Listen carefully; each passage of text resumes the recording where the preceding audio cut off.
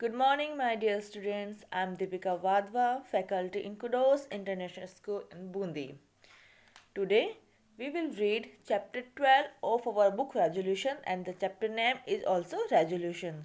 Okay, there is a young boy Anna who make a resolution. What was his resolution? We know from this chapter. Now let's read the chapter. Anna, a young boy, had just returned to his village from the college hostel during his summer vacation. अन्ना एक character है, इसमें एक boy है जो कि जब summer vacations होते हैं तो वो अपने हॉस्टल से अपने विलेज आता है. As he trust towards his home, जब वो अपने घर की ओर बढ़ता है यानी कि पैर रगड़ते हुए अपने घर की ओर बढ़ता है. He saw the sun going below the horizon, वो जान देखता है कि वो वाला टाइम पीरियड है जब सन अपने हॉरिजन पे जा रहा है यानी कि इवनिंग टाइम है ये. Okay, and the western sky flash with orange just sticks of light, और जब सनसेट होता है तो पता है स्काई का कलर कैसा होता है, like orange colour. Okay, the scene of the setting sun always put him in a low spirit, जब भी सनसेट का टाइम होता है तो उसमें ये लो स्पिरिट ले आता है. He himself didn't know why, वो नहीं जानता है कि ऐसा क्यों होता है. Okay, the land was dry and purse, जो भी लैंड थी विलेज की वो कैसी लग रही थी, ड्राई, सूखी, एंड पर्स मीन झुलसी हुई. Okay, at places it appeared as it fertile attempt had been made at plowing.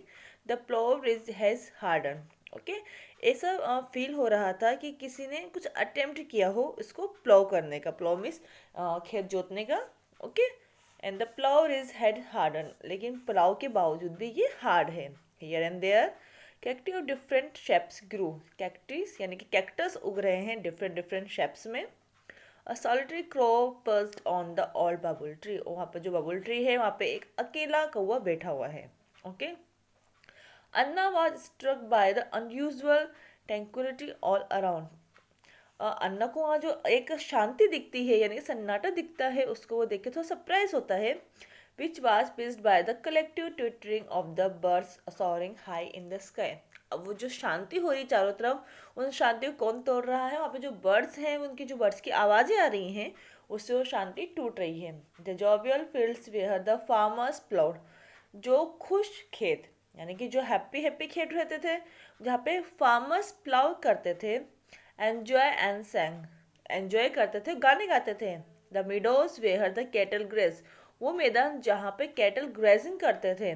Y were this deserted, वो डेजर्ट क्यों हो गए हैं, यानी कि अन्ना जब विलेज गया तो विलेज की कंडीशंस को देख रहा है कि सब तरफ सूखा हुआ है. ठीक है, ना उसे फार्मर दिख रहे हैं, और जो लैंड है वो लैंड भी काफ़ी ड्राई एंड पस्ड है. He miss the chip little faces plucking berries from the thorny bed trees, वो उन चीज़ों को मिस कर रहा है, छोटे छोटे फेसेस को मिस कर रहा है जो कि थ्रोनी बेर ट्रीज से बेरीज को प्लक करते थे, तोड़ते थे. And playing cricket with their beetle bats and small, और इनके साथ वो क्रिकेट खेलते थे. Stiff stem of trees as wickets, और जो स्टेम होती थी उस ट्री की जो हार्ड स्टेम होती थी उसको अपना विकेट बनाते थे. यानी कि उन सभी लिटिल फेसेस को वो मिस कर रहा था, उसको कुछ भी नहीं दिख रहा था same. Anna was the fallow land spread across the distant horizon with I wide open, वो अपनी खुली आंखों से पूरी जो गांव की जो लेन है जहाँ तक दिख सकती वो देख रहा था. But did not perceive a human Saul, लेकिन उसे कोई भी एक इंसान नहीं दिख रहा था. He was unable to comprehend what the matter was, ये सोचने में वो अनेबल था कि क्या मैटर हो सकता है. Strain thoughts cross his mind, उसके माइंड में अजीब अजीब से थॉट्स आने लगे. है something in auspicious happen in his little village, वो कहता है कुछ तो उसके छोटे से गांव में गलत हुआ है. He treaded with quick steps, वो जल्दी जल्दी कदम बढ़ाता है. But his luggage slackened his pace, लेकिन जो लगेज है वो काफ़ी हैवी है. इस हैवी लगेज की वजह से उसकी जो स्पीड है वो थोड़ी कम हो जाती है. ही पास बाय द विलेज पाठशाला, ठीक है, जब वो विलेज की ओर जाता है अपने घर की ओर जाता है तो इसे पाठशाला आती है रास्ते में. Where the evening classes were held for the children and the youth, जहाँ पे पहले चिल्ड्रंस एंड यूथ के लिए इवनिंग क्लासेस लगती थी. The silence of this familiar place Z on his year. उस प्लेसेस से भी साइलेंस था, जो पाठशाला वाला प्लेसेस था जहाँ पे पहले क्लासेस लगती थी वहाँ पे भी साइलेंस था। No student sitting on the seatmate, कोई भी बच्चा जो बैठने की दरी होती है उस पर नहीं बैठा हुआ था। नो रिप्रीमेंडिंग बाय द मास्टर साहब, मास्टर साहब यानी कि जो टीचर है उनके वो किसी को नहीं डांट रहे थे। No nodding heads memorize tables, कोई भी हेड टेबल्स नहीं बोल रहा है, यानी कोई भी पर्सन टेबल नहीं बोल रहा है। दो एकम दो, दो दूनी चार। No heads bent low over their slates, किसी भी पर्सन ने यानी कोई भी ऐसा पर्सन नहीं है जिसने अपने स्लेट की ओर अपना फेस झुका रखा, अपना हेड झुका रखा हो। No writing board propped up against the wall to dry in the air, कोई भी राइटिंग बोर्ड दीवार के सहारे सुखाने के लिए नहीं रखा गया है। इट मीन्स जब वो विलेज में जाता है तो सारी पहले वाली कंडीशंस को देखता है, जो पहले कंडीशंस थे वो ऐसा कुछ भी नहीं है, सब और सन्नाटा ही है। Anna moved ahead, the village chaupal was empty, Anna आगे जाता और देखते जो विलेज चौपाल है वो भी खाली है। As he came close to the houses he thought of the pleasant aroma of the evening food being cooked, जब वो हाउसेस के पास से निकलता है तो सोचता है कि घर से खाने की अच्छी खुशबू आएगी। Which used to make him ravenous but his familiar smell too was missing, ठीक है, वो सोचता है जो स्मेल आएगी उससे मैं काफ़ी खुश हो जाऊंगा, यानी कि मेरी इच्छा होगी खाना खाने की, बट वो भी स्मेल भी अब मैं मिस कर रहा हूँ।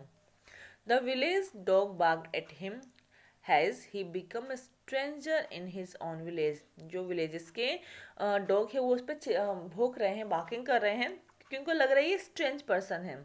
Suddenly, he caught a glimpse of the chokidar, a front man with milk white beard, wearing a shabby dhoti kurta. थोड़ी देर बाद उसको एक चौकीदार मिलता है जिसके वाइट बियर है, दाढ़ी है और धोती कुर्ता पहने हुए हैं। Anna asked, baba what's the matter, where have the villagers gone, कि ऐसा क्या हुआ भाई, सारे विलेजर्स कोई दिख ही नहीं रहे हैं हमको, ऐसा क्या मैटर है। The old man answered, all the villagers have gone to village temples to offer special midnight prayer to appease God, यानी कि गॉड को खुश करने के लिए वो जो विलेज टेम्पल है वहाँ पे मिडनाइट प्रेयर करने के लिए गए हुए हैं। As there is a severe drought in the village, क्योंकि गांव में एक ड्रॉट आया है, ड्रॉट में सूखा।